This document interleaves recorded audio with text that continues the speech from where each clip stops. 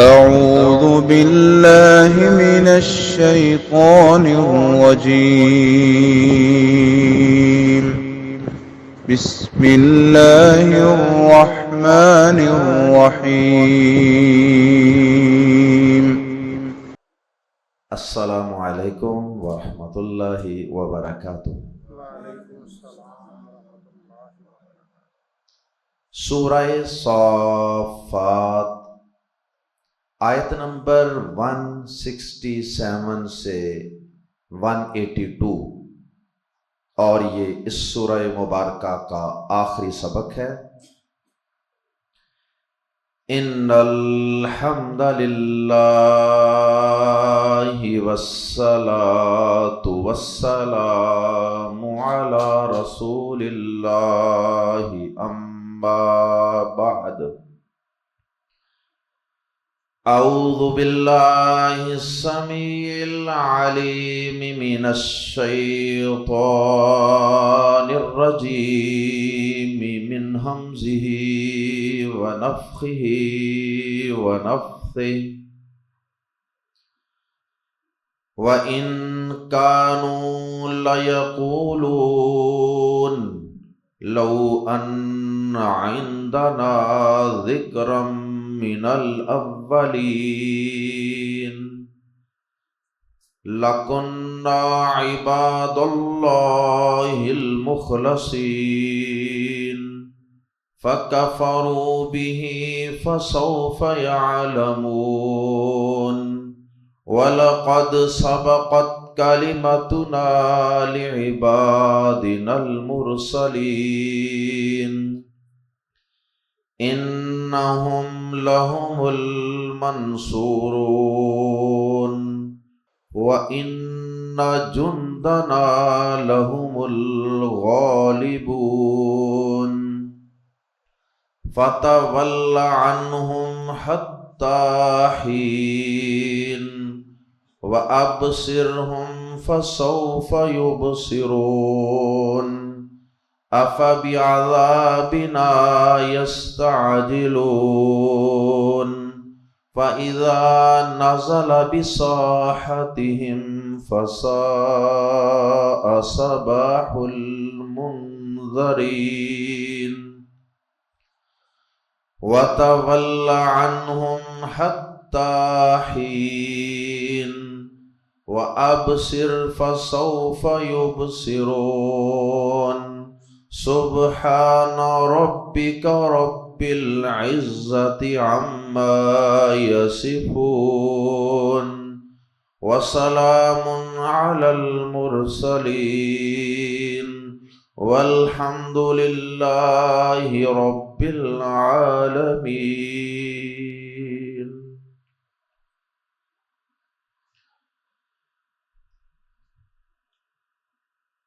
کفار کی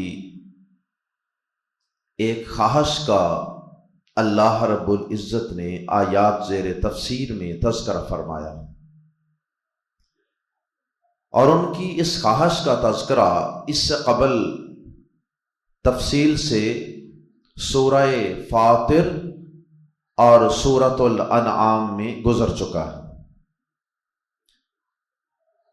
کافر مسلمانوں کو یہ کہا کرتے تھے، یا دیگر آسمانی کتابیں رکھنے والوں کو یہ کہا کرتے تھے کہ تمہارے پاس تو آسمانی کتاب ہے، اس لیے تم اس پر عمل کرتے ہو، تورات ہے، انجیل ہے، قرآن ہے، تو ہمارے پاس چونکہ کوئی آسمانی کتاب نہیں ہے، اگر ہمارے پاس کبھی آسمانی کتاب ہوتی جس میں نصیحت بھری باتیں ہوتی تو پھر دیکھتے تم کہ ہم تمام اقوام عالم سے تم سب سے زیادہ بڑھ کر ہدایت یافتہ ہو جاتے، ہم بہت اچھے ہو جاتے، ہمارا عقیدہ، ایمان، اعمال، کردار، اخلاق، ہر چیز تم سب سے زیادہ بہتر ہو جاتا۔ لیکن چونکہ ہمارے پاس کوئی آسمانی کتاب نہیں ہے، جو ہماری طرف نازل ہوئی ہو، اہل مکہ کی طرف نازل ہوئی ہو، تو خیر اللہ پاک نے ان کی اس خواہش کا آیات زیر تفسیر میں تذکرہ فرمایا، اور اس کے بعد اللہ پاک نے ان کافروں کا یہ رویہ بیان فرمایا کہ خواہش تو کرتے تھے کہ آسمانی کتاب ہوتی تو ہم یوں کر دیتے، لیکن جب انہی میں سے اللہ پاک نے اپنے آخری پیغمبر جناب محمد کریم صلی اللہ علیہ وسلم کو مبعوث فرما دیا اور ان پہ آخری کتاب قرآن مجید کی شکل میں نازل فرما دی، تو یہی کافر، یہی مکہ والے، یہی اہل مکہ اور قریشی اس قرآن مجید سے اعراض کرنے لگے، اس سے بدکنے لگے، اس سے دور بھاگنے لگے، اور انہوں نے تو الٹا ہمارے پیغمبر سے متکا لگا لیا، انہوں نے تو الٹا ہمارے پیغمبر سے ضد بازی شروع کر دی اور اعراض کر لیا انہوں نے قرآن سے، نصیحت سے اور اللہ کے آخری پیغام سے۔ کافروں کا یہ طرز عمل بیان کرنے کے بعد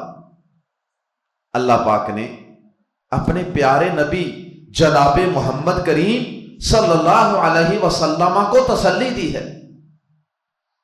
اور در حقیقت کفار کا یہ طرز عمل بیان کر کے بھی اللہ پاک نے اپنے نبی کو تسلی ہی دی ہے کہ ان کافروں کے طرز عمل سے آپ پریشان ہوتے ہیں کہ جو پہلے خود ہی آسمانی کتابوں کی خواہش کیا کرتے تھے، جب ان کی اپنی ڈیمانڈ اور خواہش کے مطابق ان پہ آسمانی کتاب نازل ہو گئی تو اب یہ اسی سے اعراض کرتے ہیں، اسی سے بدکتے ہیں، اسی سے دور بھاگتے ہیں، اسی کا انکار کرتے ہیں۔ تو ایسے لوگوں کے ایمان نہ لانے سے پیارے حبیب صلی اللہ علیہ وسلم، ان کے ایمان نہ لانے سے آپ کو پریشان نہیں ہونا چاہیے۔ اور پھر اللہ پاک نے اس کے بعد اپنے پیارے نبی جناب محمد کریم صلی اللہ علیہ وسلم اور آپ کے ایمان والے ساتھیوں کو، قیامت تک آنے والے اہل ایمان کو، پیغمبروں کے پیروکاروں اور فالوورز کو اللہ پاک نے اپنی نصرت اور مدد کی، اللہ رب العزت نے خوشخبری سنائی، ان سے وعدہ کیا ہے کہ یاد رکھنا ایمان والو، غلبہ ہمیشہ تمہارا ہی ہوگا، میری مدد ہمیشہ تمہارے ہی ساتھ ہوگی، کبھی حکومت اور اقتدار کی شکل میں، کبھی دلیل کے میدان میں، دلائل کی شکل میں، حجت اور دلیل کی شکل میں، اور کبھی تمہارے ایمان پر استقامت اختیار کرنے کی شکل میں، غلبہ ہمیشہ تمہارا ہی ہوگا۔ اس میں بھی ایک قسم کی تسلی ہے کہ بالآخر غالب تم ہی آؤ گے۔ وقتی طور پہ کچھ آزمائشیں، کچھ امتحانات آ سکتے ہیں، لیکن بالآخر غلبہ، اے ایمان والو، اے مسلمانوں، اے توحید والو، اے انبیاء کرام کی جماعت، تم ہی کی قسمت میں ہے اور تمہارے ہی مقدر میں ہوگا۔ اور پھر اللہ پاک نے نبی پاک صلی اللہ علیہ وسلم کو ان کافروں سے اعراض کرنے کا حکم دیا، آپ ان کو نظر انداز کیجئے، ان کو ان کے حال پہ چھوڑ دیجئے، ان قریب آپ ان کا انجام دیکھ لیں گے۔ اور پھر اللہ پاک نے کافروں کو سخت عذاب کی وعید سنائی، اور آخری 3 آیات میں اللہ پاک نے اس پوری سورہ مبارکہ کا خلاصہ اور سمری بیان فرما دی، جو کہ پوری سورت میں کافروں کے اللہ کے متعلق گندے اور غلیظ عقائد کا ذکر تھا کہ کبھی وہ فرشتوں کو اللہ کی بیٹیاں قرار دیتے ہیں، کبھی وہ جنوں کو اللہ کی اولاد اور رشتہ دار ثابت کرتے ہیں، اور کبھی دیگر شرکاء کو اللہ کا ہمسر اور اللہ کا ساجی اور حصے دار بناتے ہیں، جس سے اللہ پاک کی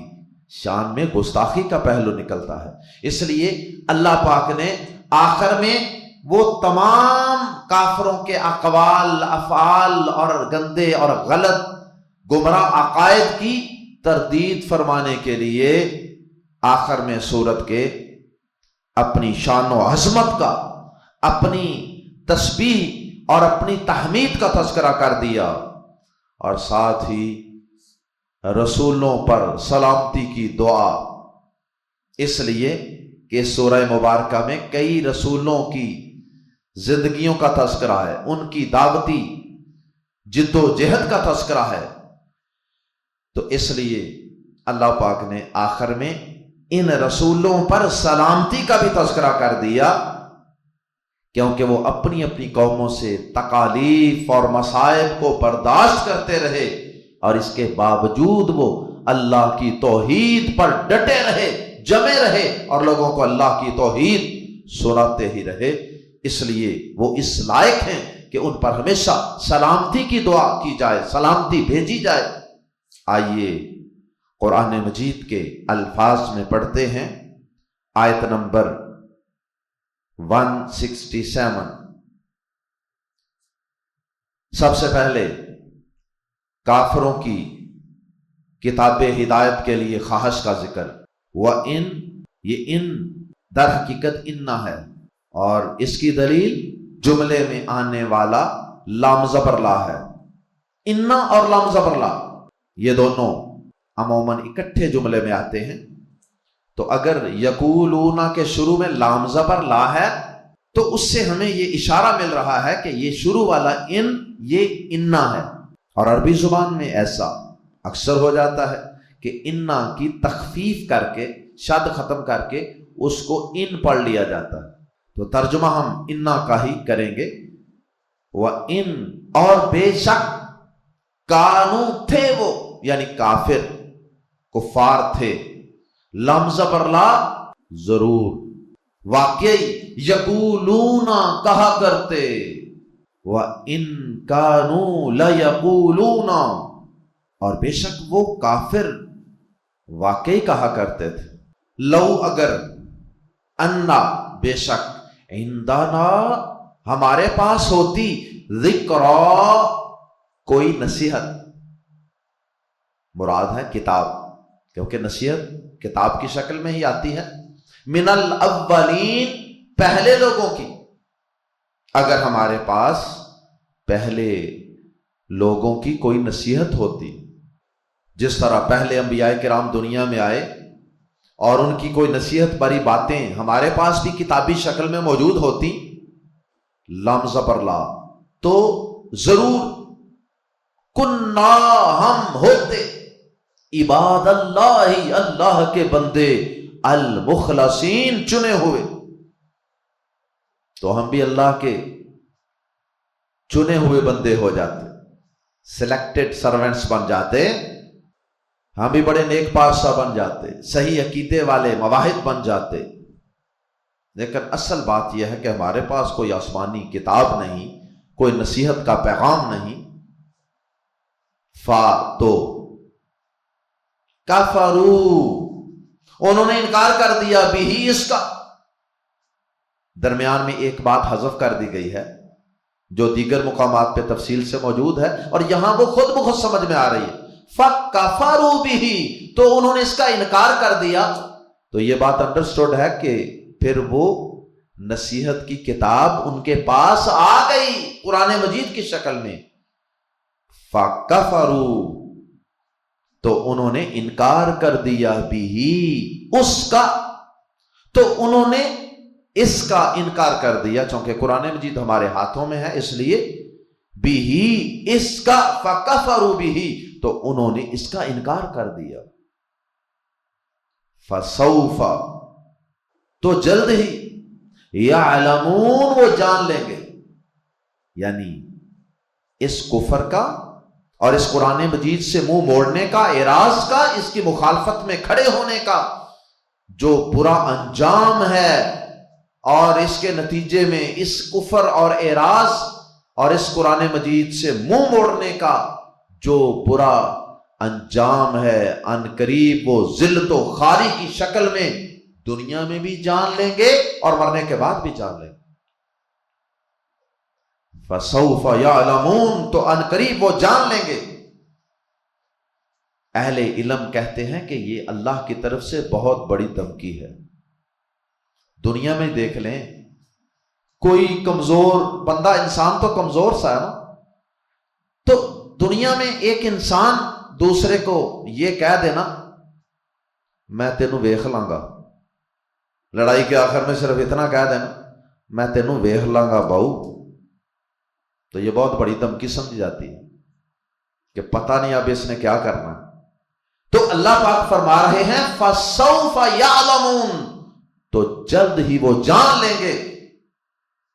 اور واقعی قرآن مجید کو جس قوم نے بھی چھوڑا،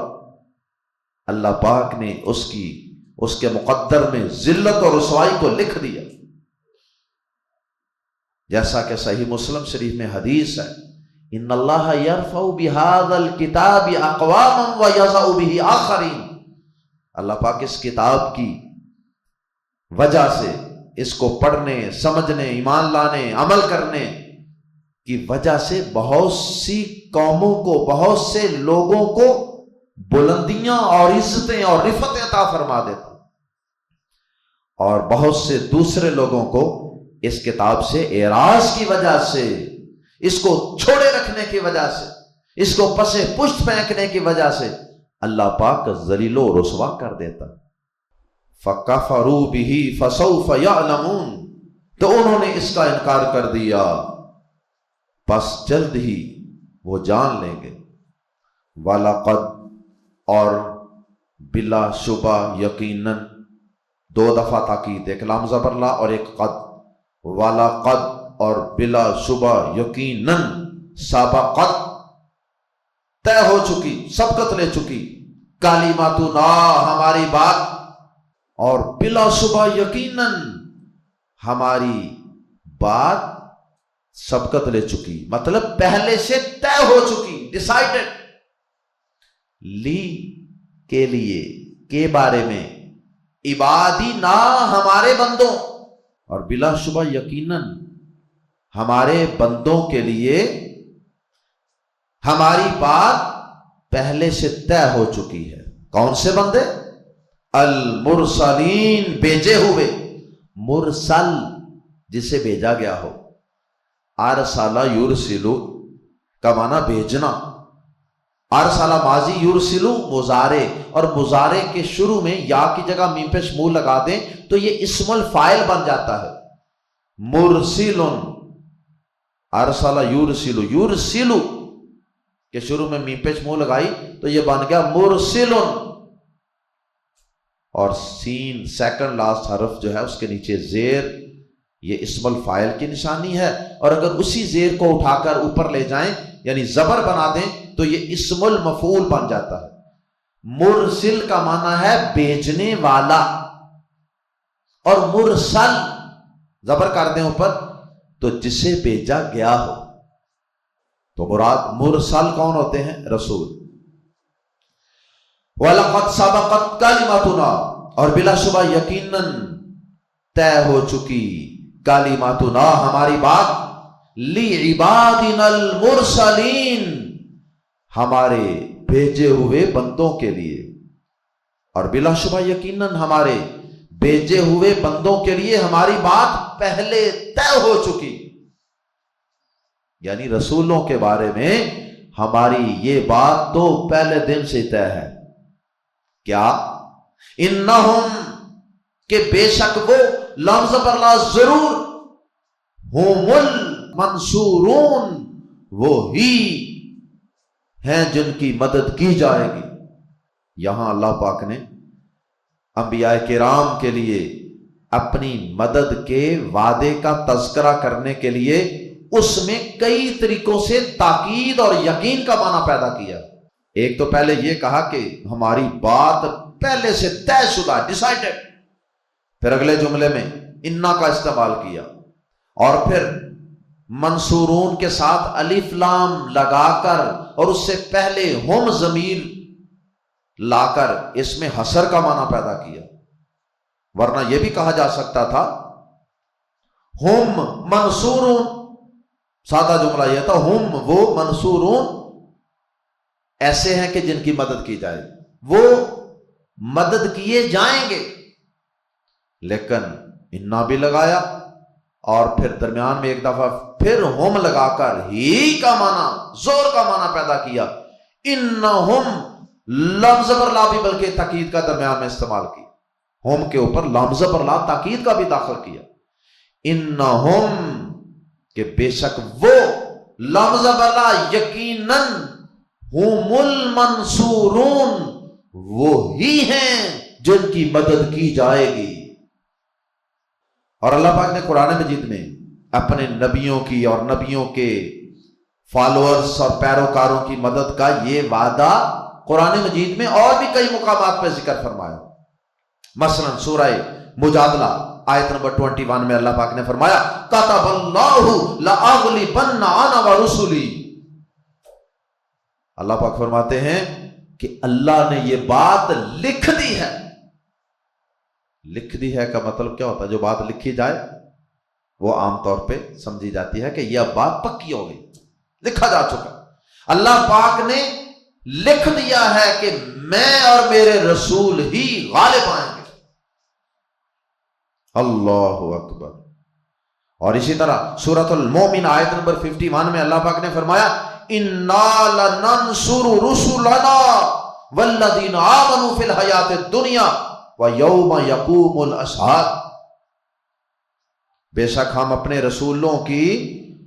اور ان لوگوں کی جو ایمان لائے ضرور مدد کرتے ہیں دنیا کی زندگی میں بھی، اور اس دن بھی جس دن گواہیاں قائم ہوں گی، شہادتیں ہوں گی، یعنی قیامت کا دن جب گواہ کھڑے ہوں گے۔ اللہ اکبر۔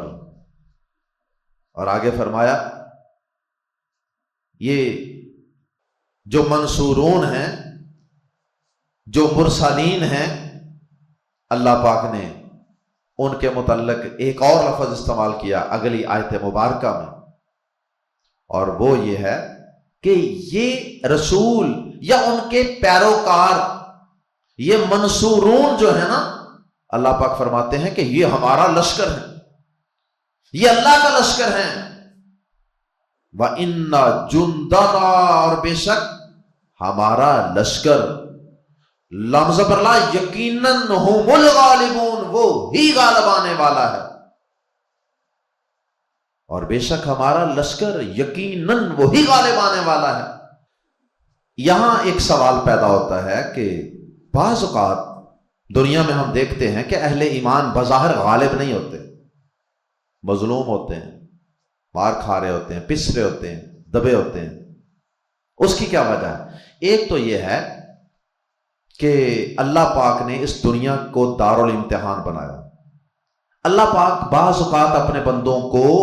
مصائب کی پٹیوں سے گزارتا ہے، جیسا سورۃ البقرہ وغیرہ میں اللہ پاک نے اس کی طرف اشارہ کیا ہے، وَلَنَبْلُوَنَّكُمْ بِشَيْءٍ مِّنَ الْخَوْفِ وَالْجُوعِ وَنَقْصٍ مِّنَ الْأَمْوَالِ وَالْأَنفُسِ وَالثَّمَرَاتِ وَبَشِّرِ الصَّابِرِينَ، کہ ہم تمہیں ضرور آزمائیں گے، کبھی خوف سے، کبھی جانوں مالوں کی کمی سے اور دیگر چیزوں سے۔ اگر یہ آزمائش نہ ہو، ایمان والے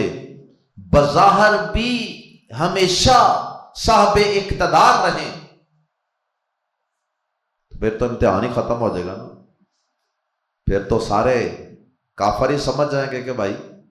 دنیا میں غلبہ پانے کے لیے اسلحہ اور فوجی طاقتوں کی اور تیاریوں کی اور پلاننگ کی ضرورت نہیں ہے، صرف کلمہ پڑھو اور غالب آ جاؤ۔ یہی وجہ ہے کہ صحیح بخاری میں حدیث ہے، پیارے نبی صلی اللہ علیہ وسلم کے صحابی ابو سفیان رضی اللہ تعالی عنہ، جو پہلے مسلمان نہیں تھے، وہ ایک سردار تھے بہت بڑے، تو یہ جب ہرقل کے دربار میں گئے مسلمانوں کے خلاف شکایت لے کر، تو ہرقل نے ان سے پوچھا تھا کہ یہ بتاؤ کہ وہ جو نبی تمہارے علاقے مکہ میں آیا ہے، ان کے متعلق، پیارے نبی صلی اللہ علیہ وسلم کے متعلق اس نے کئی سوالات کیے جن میں سے ایک سوال یہ بھی تھا کہ یہ بتاؤ کہ کبھی تمہاری اس سے لڑائی بھی ہوئی ہے، اس پیغمبر سے؟ ابو سفیان نے کہا جی ہاں، ہماری کئی دفعہ لڑائیاں بھی ہوئی ہیں۔ اچھا، اس لڑائی میں تم غالب آتے ہو کہ وہ غالب آتا ہے؟ ابو سفیان نے کہا کہ کبھی وہ غالب آتا ہے، کبھی ہم غالب آتے ہیں، یہ سلسلہ چلتا رہتا ہے، ہار جیت۔ ابو سفیان نے جب یہ کہا تو ہرقل بھی ایک بادشاہ تھا، سمجھدار تھا، اس نے بھی ایک بڑا اچھا جواب دیا اس بات کا۔ اللہ اکبر! اس نے کہا کہ رسولوں کی اسی طرح آزمائش کی جاتی ہے اور آخری نتیجہ انہی کے حق میں ہوتا ہے۔ یہ ہرقل کے الفاظ ہیں صحیح بخاری میں۔ اس نے کہا کہ رسولوں کی اسی طرح آزمائش کی جاتی ہے، ان کو امتحان سے گزارا جاتا ہے، رسولوں اور ان کے ایمان والے ساتھیوں کو، لیکن یاد رکھنا کہ آخری فتح انہی کی ہوتی ہے۔ اور ایسا ہی ہوا، کئی جنگیں، کئی لڑائیاں، کئی کچھ ہوا، مسلمانوں کو کئی مصائب سے، آزمائشوں سے گزرنا پڑا، لیکن بالآخر غلبہ اہل ایمان کا ہوا۔ مسلمان مکہ سے مدینہ گئے، چند سالوں کے بعد غزوہ بدر میں اللہ پاک نے مسلمانوں کو عظیم فتح عطا فرما دی۔ پھر مزید کچھ سالوں کے بعد مسلمان مکہ میں جہاں سے نکالے گئے تھے وہاں فاتحانہ شان سے داخل ہو رہے، اور کوئی ایک مقابلے میں کھڑا بھی نہیں ہوا، بلا مقابلہ فتح۔ اور پھر تھوڑی ہی دیر کے بعد، تھوڑے ہی عرصے میں مسلمان پوری دنیا کے اندر اسلام کے جھنڈے گاڑنے میں کامیاب ہو گئے۔ اور دوسرا اس کا جواب اہل علم نے یہ دیا ہے کہ بعض اوقات یہ جو غلبہ ہے نا، اس کی کئی صورتیں ہوتی ہیں۔ غلبہ جو ہے اس کی ایک صورت فتح اور حکومت، یہ ایک صورت ہے، اور بعض اوقات کسی کا اپنے موقف پر ڈٹے رہنا، جمے رہنا، مستقل مزاجی کے ساتھ مارے کھا کر، شہادتیں پیش کر کے، خون بہا کے اپنے موقع پر ڈٹے رہنا، یہ بھی غلبے کی نشانی۔ اور اسی طرح کبھی ایمان والے جو ہیں وہ دلیل اور حجت کے میدان میں غالب آتے ہیں، کافروں کے پاس کوئی دلیل نہیں ہوتی، دلیل کے میدان میں وہ مغلوب ہوتے ہیں، وہ ناکام اور فیل ہوتے ہیں، اور ایمان والے دلیل کے میدان میں بھی ڈٹے رہتے ہیں، استقامت کے میدان میں بھی ڈٹے رہتے ہیں۔ ہاں، حکومت، اقتدار، غلبہ اس شکل میں بعض اوقات ایمان والے آزمائش سے گزرتے ہیں۔ اللہ اکبر! اور بعض اوقات اس میں ایمان والوں کی کوئی غلطی بھی شامل ہوتی ہے، ان کی کوئی کمزوری بھی شامل ہوتی ہے، جیسے آج غزہ کے اندر مسلمانوں کو گاجر مولی کی طرح کاٹا جا رہا۔ تو سبب کیا ہے؟ مسلمانوں نے، پورے جو عرب ہیں وہ عیاشیوں میں پڑے ہوئے، اور صرف انہوں نے دین کے کچھ احکامات کو تو بڑی اہمیت دی ہے، جیسے مسجدیں ہیں، دین کے کام ہیں، عقائد ہیں، اس پہ بڑا کام کیا، لیکن جہاد جو اسلام کی کوہان تھی، جو کافروں سے مقابلے کے لیے ایک زبردست ہتھیار تھا، اور اللہ پاک نے جس کا حکم دیا تھا وَأَعِدُّوا لَهُم مَا اسْتَطَعْتُم مِّن قُوَّةٍ، کافروں کے مقابلے کے لیے طاقت قوت تیار رکھو، اس کام میں ہمارے یہ مسلمان بھائی جو ہیں انہوں نے بہت زیادہ غفلت کی۔ اس وجہ سے آج دنیا کے اندر مسلمانوں کو مار پڑ رہی ہے۔ انشاءاللہ یہ وقت بھی عارضی ہے، بالآخر انشاءاللہ غلبہ اللہ پاک اہل ایمان اور اہل اسلام ہی کو عطا فرمائے گا۔ آگے فرمایا وَإِنَّ جُنْدَنَا، اور بے شک ہمارا لشکر، لفظ برلا یقیناً ہم الغالبون، وہی غالب آنے والا ہے۔ اور آخر میں اللہ پاک نے نبی صلی اللہ علیہ وسلم کو کافروں سے اعراض کرنے کا حکم دیا۔ پس تولا، منہ موڑ لیجیے، اعراض کر لیجیے، عنہم، ان سے، اور اے نبی صلی اللہ علیہ وسلم آپ ان سے اعراض کر لیجئے۔ اس کا ایک مطلب یہ بھی ہے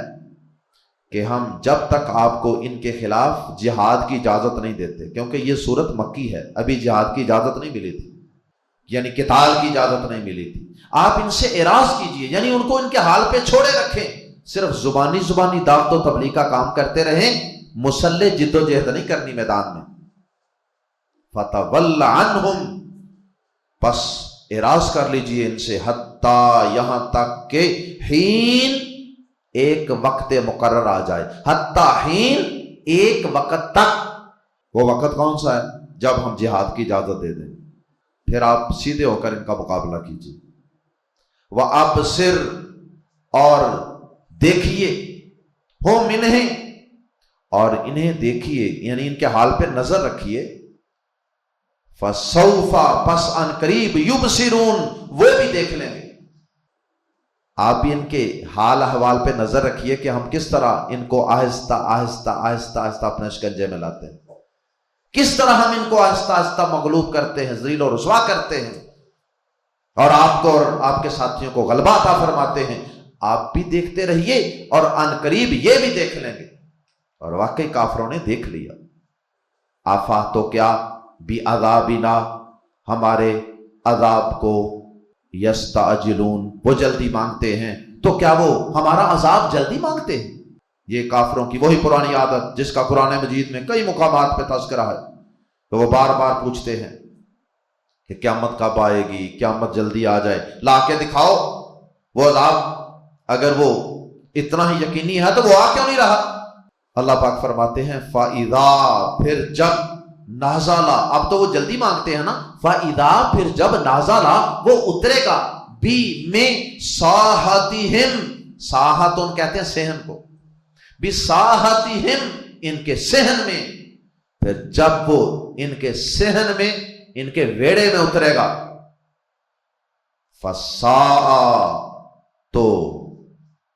ساء، فا پس ساء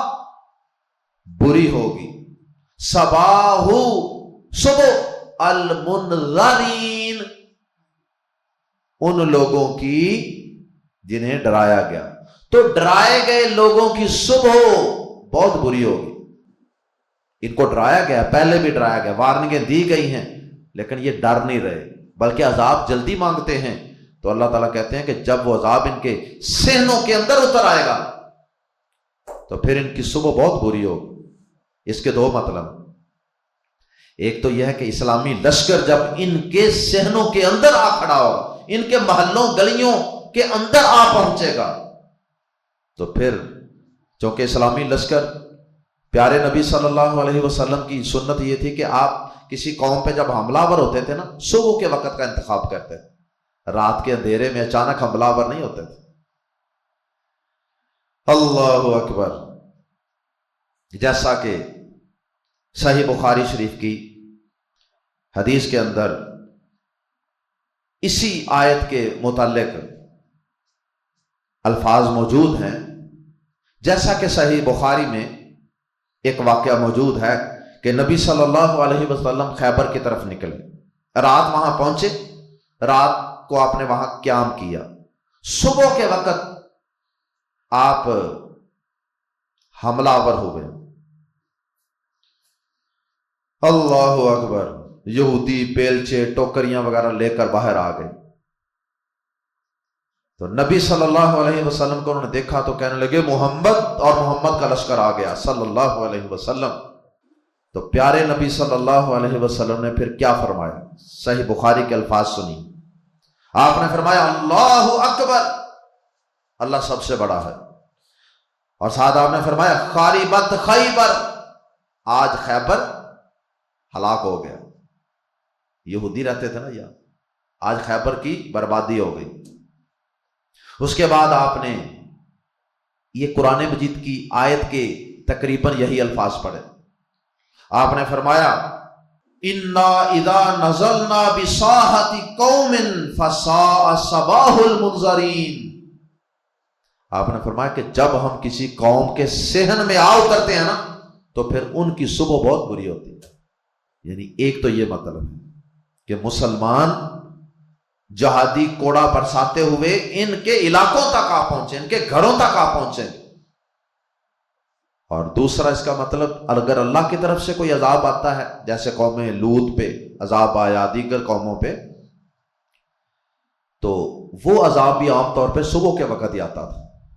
جیسا کہ سورہ ہود آیت نمبر 81 میں ہے، سورہ قوم لوط پر آنے والے عذاب کے متعلق اللہ پاک فرماتے ہیں اِنَّ مَوْعِدَهُمُ الصُّبْحُ، ان کے عذاب کے وعدے کا وقت صبح ہے، صبح آئے گا عذاب۔ اور ساتھ ہی اللہ پاک نے فرمایا أَلَيْسَ الصُّبْحُ بِقَرِيبٍ، کیا صبح قریب نہیں ہے؟ صبح دور ہے، بہت قریب ہے، صبح آنے والی۔ اللہ اکبر۔ تو یہ اس میں دھمکی ہے، وارننگ ہے۔ وَتَوَلَّ عَنْهُمْ، اور دوبارہ اللہ پاک نے تاکید کے لیے ان دو آیتوں میں پھر وہی بات بیان فرمائی، تسلی دینے کے لیے، تسلی میں مبالغے کے لیے۔ وَتَوَلَّ عَنْهُمْ، اور اراض کر لیجئے آپ ان سے، حَتَّى حین، ایک وقت تک، وَأَبْصِرْ، اور دیکھیے ان کے احوال کو، دیکھیے ان پہ نظر رکھیے، فَسَوْفَ يُبْصِرُونَ، پس ان قریب وہ بھی دیکھ لیں گے، جلد ہی وہ بھی دیکھ لیں گے۔ اور آخری 3 آیات میں اللہ پاک نے اپنی تسبیح کا تذکرہ، اپنی تحمید کا تذکرہ، اپنی تعریف کا تذکرہ فرمایا ہے، تاکہ جو اس سورہ مبارکہ میں کافروں کے بیان کردہ اللہ کے بارے میں غلط اور گمراہ عقائد ہیں، ان کی ایک دفعہ سے پھر تردید ہو جائے، اور اللہ کی توحید بالکل صاف ستھری ہو کر نکھر کر لوگوں کے سامنے آ جائے۔ سبحان ربک، پاک ہے آپ کا رب، رب العزت، عزت کا رب، یعنی عزتوں والا رب پاک ہے، کس سے؟ عما، اس سے جو یصفون، وہ بیان کرتے ہیں اللہ پاک کے متعلق، جو وہ بکواسیات کرتے ہیں، جو وہ اللہ کے عیب بیان کرتے ہیں، ان سب سے اللہ پاک۔ وسلام، اور سلام ہو، علی المرسلین، رسولوں پر، ان پر جو بھیجے گئے ہیں، کہ انہوں نے کس طرح ان قوموں کے اندر مشکل حالات کے باوجود اللہ کی توحید کا پرچم بلند کیے رکھا۔ اور آخر میں فرمایا والحمدللہ، اور سب تعریف اللہ کے لیے ہے، رب العالمین، جو تمام جہانوں کا پروردگار ہے، جو تمام مخلوقات کا پیدا کر کے ان کی ضروریات کو پورا کرنے والا ہے، تمام تعریف اس کے لیے ہے، اول و آخر، ہر تعریف کا حقدار وہی اللہ ہے۔ اللہ پاک ہمیں قرآن مجید کو سمجھنے اور اس پہ عمل کی توفیق عطا فرمائے۔ سبحانک اللہم و بحمدک، اشہد ان لا الہ الا انت، استغفرک و اتوب الیک۔